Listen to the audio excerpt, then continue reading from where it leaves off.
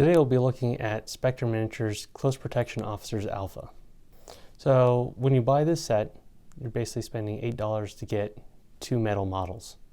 Now these are not uniformed models. They're wearing suit and tie, and they're carrying the little tiny MP7 with little tactical optics on it. And they're wearing Ray-Bans. So this allows you to portray bodyguards. So in certain parts of Spectre operations, there are missions of where you're going after VIPs, bank executives, political officials, government officials, and they have bodyguards with them. And so these have the look of bodyguards, where with the suits, you can see a little bit of the body armor that they're wearing. And these are really, these models were developed for modern, ultra-modern wargaming. So if we compare them to the Close Protection Officer Bravos, which look more like US government officials, these look more like private East European, Middle East, North African VIP protection guys, former military, now wearing suits and ties and following around the ultra rich. The cut of the suits is quite modern, and with the MP7, you're really pegging it to a certain time period.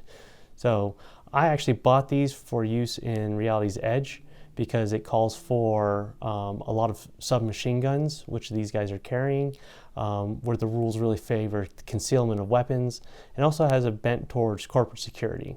And so there might be times you'll accidentally run into corporate security officials or bodyguards, and so these guys fit that idea of the cyberpunk corporate sellouts who protect the people that are ruining the world. I would use these from like 2014 and on.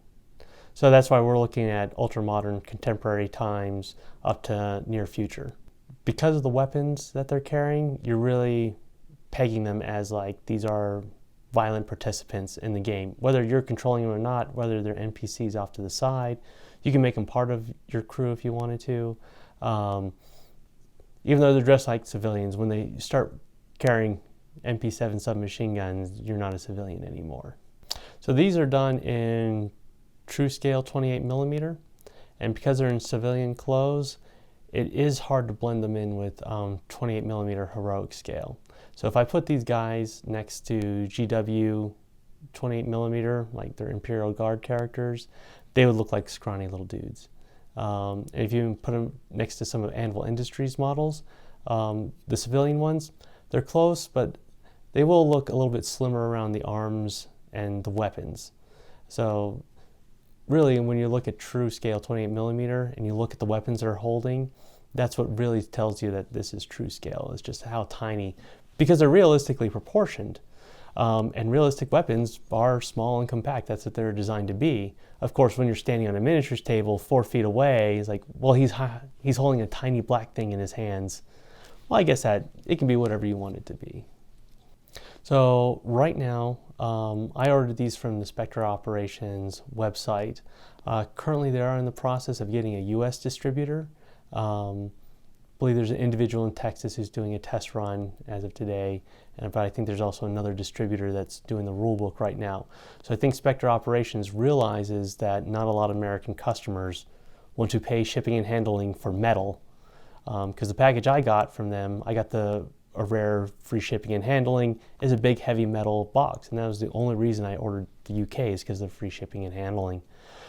So it does look like they're going to look for a distributor to bring the cost down in the shipping and handling, which in the US would make shipping and handling more around the $3.50 to $5 range for just these models, depending from where to where.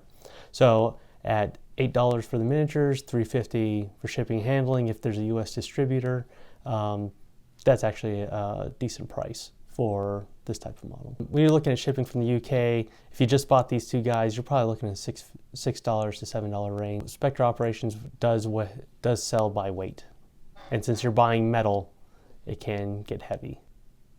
Well, thank you for joining us today at Miniature Wargaming's Lab. I hope you enjoyed that review, and we'll see you next time.